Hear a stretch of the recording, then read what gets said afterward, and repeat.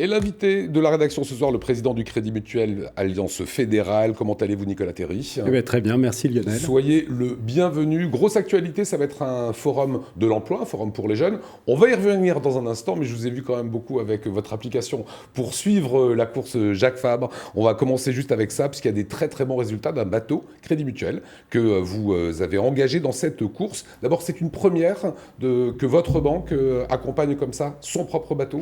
Alors, le Crédit Mutuel de Bretagne a depuis très longtemps soutenu la voile. C'est la première fois que Crédit Mutuel Alliance Fédérale soutient un projet de nouveau bateau, très innovant, puisque vous avez peut-être vu, c'est un bateau avec notamment une étrave très large. Alors, on a quelques images, on va déjà commencer un petit peu à le voir. Qui est donc un vrai projet innovant, une vraie création, et avec un skipper, Yann Lipinski, et Adrien Hardy, parce que c'est une transat en duo, et qui pour l'instant, à mi-course, sont en tête de la course. Donc voilà, ça marche bien. En tout cas, confirmation que ce bateau qui a été mis à l'eau à la mi-août est un excellent bateau. Voilà, il était inauguré le 25 octobre, d'ailleurs Alsace 20 y était au Havre. Ce que je vous propose, c'est de retrouver ces deux bonhommes-là, c'est les deux skippers du bateau, c'était au moment du départ, regardez. 5, 4, 3, 2, 1.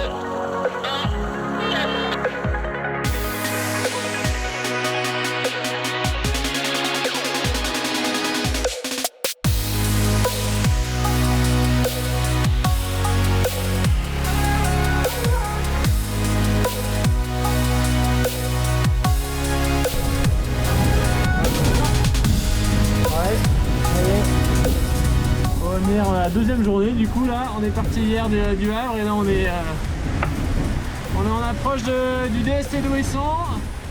Il y a 30 nœuds. Alors on voit des conditions de mer, Nicolas Terry, qui sont très étonnantes. Et on a vu sur le petit graphisme, Nicolas Terry, un petit bateau qui s'éloignait de la trajectoire des autres bateaux. Voilà, on va le revoir là. Et qui, finalement, cette stratégie a été gagnante, puisqu'ils sont premiers de leur catégorie. Et oui, ils ont pris une option ouest parce qu'il y avait des configurations météo très, très originales. On parle toujours de l'anticyclone des Açores et là il y avait une dépression sur les Açores. Et ils ont fait le choix, curieusement tout seul de la flotte, d'aller chercher des vents plus forts à l'ouest. Alors pendant 5 jours, ils ont été entre la 8e et la 10e place. Et puis comme ils l'avaient prévu, eh bien, à partir de vendredi, ils ont pu accélérer. Et c'est un bateau qui va très bien dans des conditions de vent et de mer assez exigeantes. Alors est-ce qu'ils vous ont passé un petit coup de fil pour vous dire, voilà, vous êtes le président quand même, vous avez financé le bateau, on va prendre un choix quand même audacieux Écoutez, au Crédit Mutuel, on croit à la subsidiarité, on croit à la responsabilité, c'est leur boulot, pas le mien, et ils le font très bien. Donc là, on est à mi-parcours, voilà, 50% le bateau qui suit de classe 40 est comme à 75 km, 50 000 nautiques, c'est plutôt bien parti. Écoutez, la caractéristique de cette transat, c'est qu'elle traverse des conditions météo très compliquées, puisqu'on a l'Atlantique Nord, puis après, on arrive au niveau des Alizés, dans lesquels ils sont maintenant et où ça accélère. Puis il y a le fameux poteau noir au niveau de l'équateur, qui est une zone très très compliquée, avant de sortir vers Salvador de Bahia. Donc il restera quand même le poteau noir à passer. Est-ce que ça challenge vos équipes d'avoir comme ça un bateau, les équipes qui bossent dans la banque, dans l'assurance, dans l'immobilier, etc., d'avoir un bateau comme ça? C'est de la com. Comment vous avez imaginé cette opération? On a d'abord, c'est une rencontre. C'est une rencontre avec Yann Lipinski, une rencontre avec Adrien Hardy, avec toute leur équipe qui ont travaillé, et puis un projet à la fois très innovant sur le plan technologique très proche, très humain sur le plan, relationnel. Et c'est vrai qu'à l'interne, ça marche très bien parce qu'on peut s'identifier à cette aventure. Il y a un esprit d'innovation, il y a un esprit aussi de maîtrise du risque qui, dans la banque, est importante, d'essayer de tirer le meilleur de ce qu'on peut et d'être toujours adapté à son environnement. Donc au fond, la voile, comme dans la vie économique et comme dans la banque, finalement, c'est un très beau pari. Allez, ça nous et amène... surtout, ce sont deux très beaux marins, il faut le dire. Et c'est une super course. Voilà. Et le bateau, en plus, il est plutôt bien réussi.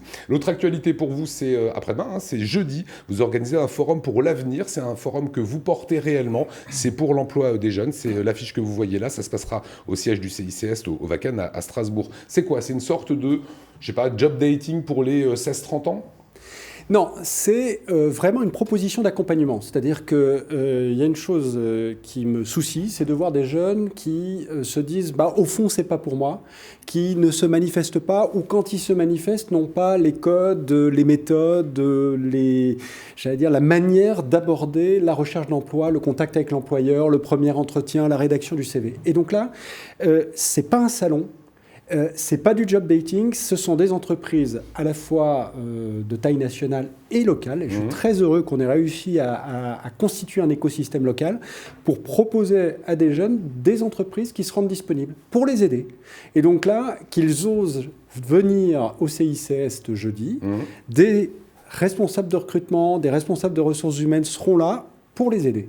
Vous dites quoi? C'est des gens qui n'ont pas de réseau, il faut leur donner un coup de pouce. Il faut leur donner à la fois la méthode, l'entraînement, les moyens et surtout répondre à leurs besoins. C'est-à-dire que notre boulot, c'est d'être juste à l'écoute, de voir qu'un jeune, il a peut-être besoin d'un coup de main sur le CV, un autre de passer un entretien fictif, un dernier de mieux clarifier son envie ou sa personnalité, et finalement de lui permettre de sortir un peu du cadre formaté du CV, de l'entretien, et d'être capable de se livrer lui-même dans des conditions de sécurité, de bien-être et de réussite. Et vous défendez l'inclusion, c'est le fait d'inclure toutes sortes de personnes. Vous disiez, j'ai eu la chance de vivre dans une petite ville qui était Armentières, parce que vous êtes un ch'ti, où toutes les catégories étaient représentées, ouvriers, bourgeois, riches, pauvres, croyants, athées. Il y avait des différences qui étaient reconnues, mais on évitait que des barrières soient érigées entre les gens.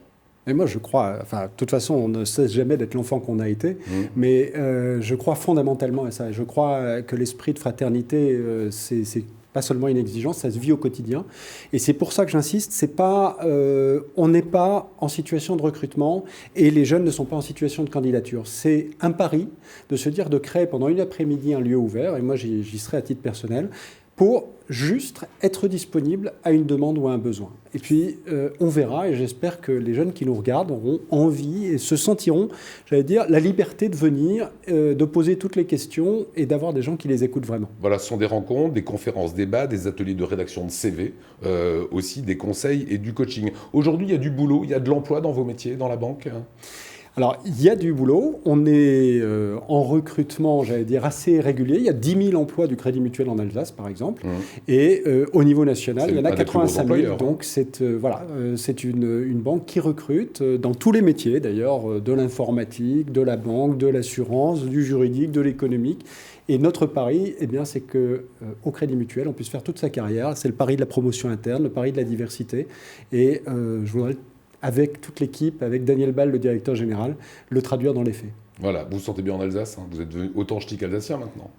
Ah, je suis très heureux en Alsace depuis 10 ans, mais vous savez, les ch'tis, c'est une catégorie à part, c'est une espèce protégée, donc on essaie de les défendre. Voilà, natif d'Armentières, Sciences Po et ENA quand même pour vous. Hein. Ah oui, mais si vous voulez, je vous la fais en ch'ti, mais là je pense que vos spectateurs ne nous suivront plus.